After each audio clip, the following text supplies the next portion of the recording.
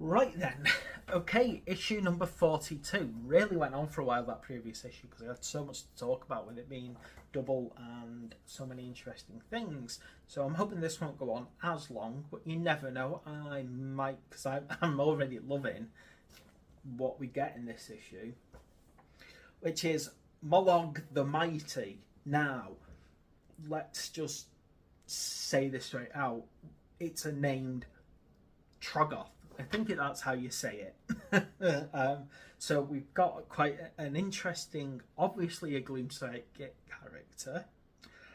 On top of it being this weird troll type creature, it's also got like some interesting little things with it. So it's got some squiggly beasts. Now it's got some kind of mushroomish type one, but then you've got what's obviously a flying squig. Now I've seen that in artwork, but I've never actually seen the model, so I'm really pleased about that. There's also some kind of strange thing here which looks like it might just be like a growth, but then there's a thing coming out that might be a tongue.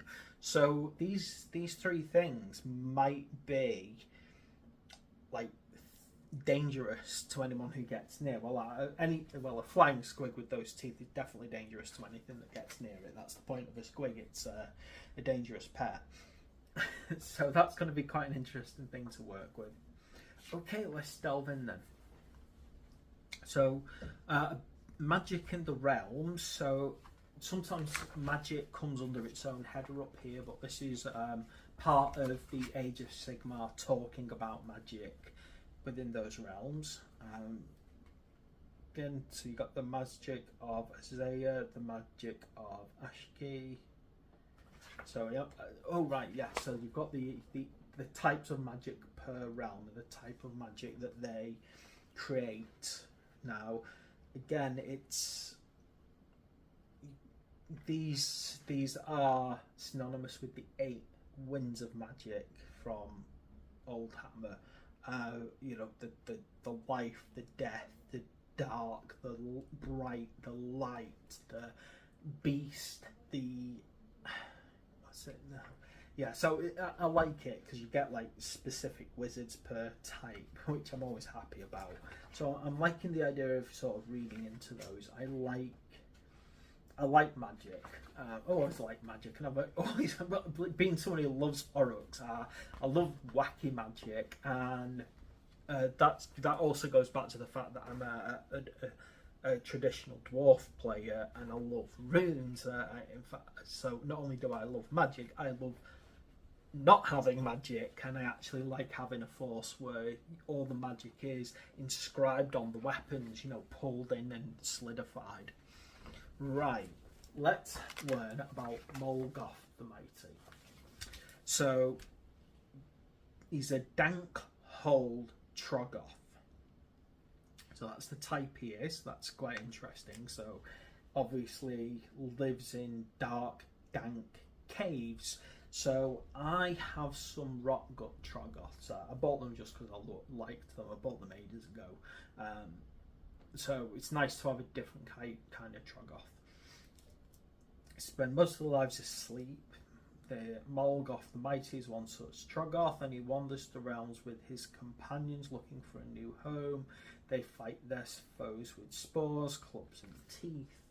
And yeah, and you can see that like it's quite weird because like 2 of them are definitely sort of fungal creatures, and the other one's a squig, which is technically a type of fungus if memory serves. Anyway, so let's have it tells us a bit about his mob. So he was asleep when it was attacked by the Skaven. Roused from many years of slumber, he rounds the mortal realms. Now he's got his band of buddies, a loyal Stalaga Squig, a shrieking spite shroom, and a bat squig. So right, a Stala squig is obviously this thing here that looks like it might just be a rock. It's it's a type of squig apparently. The bat squig lives in his favourite armpit. How charming. So that's quite cute. I love it. I mean, a named character is one thing, a named troll is even cooler. So yeah, you've got Bat Squig, Sprite Shroom, and Stellar Squig. That's quite interesting setup, isn't it, to have? Okay, how to build. Oh, there's a push fit model, so that's quite interesting for such a big model to it be completely push fit. Hopefully there's not going to be any gaps in that, but that should mean that after a very long job of building that spirit of oh gosh, I've got its name now, the big tree man, that's going to be quite an interesting build. This just popping together a Molgoth the Molog the Mighty, not Molgoth, Molog the Mighty. I don't know what. Gosh, it's bad. Sometimes I read things and I just don't read them right. Okay, so it looks like quite a simple build. So hopefully that's just going to be nice and fast and it'll be done. How to paint him. They've got obviously their approach to painting him. I'm going to take a different tactic. Because I've got an idea for my green spike kit. I've just been too afraid to put brush to canvas for that brush to model, because I have a vision of doing it one way, but I worry it's not going to work.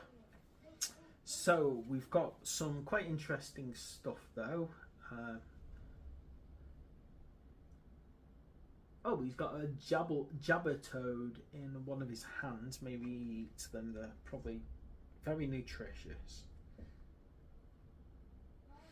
Then you got this weird Stellar Squig, which, as I said, it's very, very strange. It's like a stalactite that's also a squig. I don't know. Some of the things they come up with is just completely crazy, isn't it? You can't fault when people come up with stuff like that. You've got to love the wackiness. If you can't embrace it, then you're doing it wrong. Right, okay, so Molgog's War Scroll, missile weapon, Jabbertoad. Oh, I thought that was lunch. It's a weapon. What the? How is it a weapon? D3 damage. Slaps. He must just chuck it at someone and slaps it in the face. It's got a 12-inch. Most trolls just throw rocks. This guy just throws a toad at people. That's nice. And then he's got his Puff Fungus Club, which is quite cool. Smacks people. Right. And then his companions aren't really creatures on the War Scroll, so these are kind of more like what's it called now? Ambient? Like an aura around him, so they were around him at all times, and then if they're within a certain distance of something, I suppose ambient weapon is a reasonable term here, isn't it? Now, if I was thinking about this in something like Dungeon and Dragon terms, it might be a cantrip. Or I bet every single D&D player there is screaming at me for misusing that term. But basically something that is just simply there and then acts on its own. So yeah, I think I'm going to go for the term ambient weapon. That's how I'm describing these. These are ambient weapons. They're there. They are caught within his aura, and they do things if you get within his sight. So what else have we got here? Tactics for the Beast Skewer, or the Man Skewer Boys, and the Beast Skewer Killbow. Realm Scout Shiny Bits. That's interesting battle plan. Yeah, so nice battle going with our. Let's have a look. Oh, with the Spirit of Dirthu and Molgoth. Of course, we want those fighting each other at this stage. Right, so we're doing really well so far. We've got some good stuff going on there. Now, coming up is 5 Tree Reverence. It's going to be quite interesting. And some paints, Skeleton Horde and Balor Brown.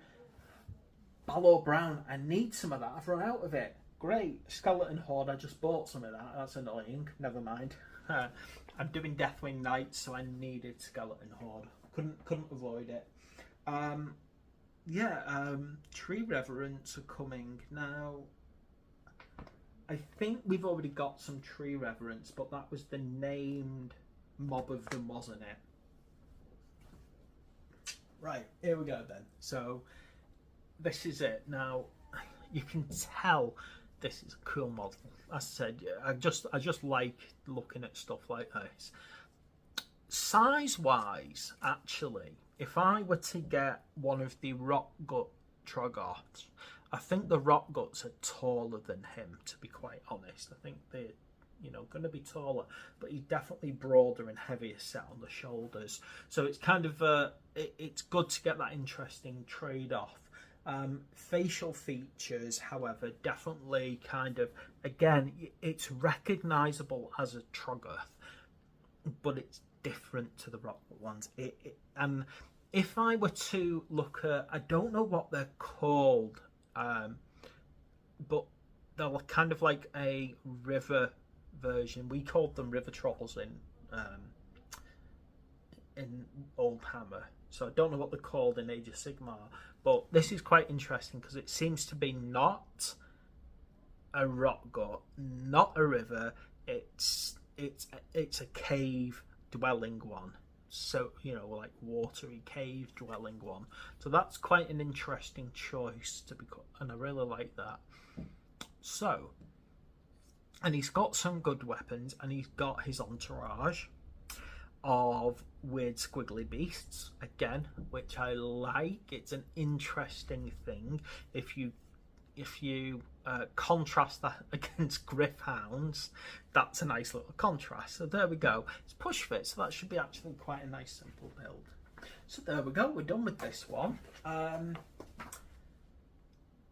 which means that now.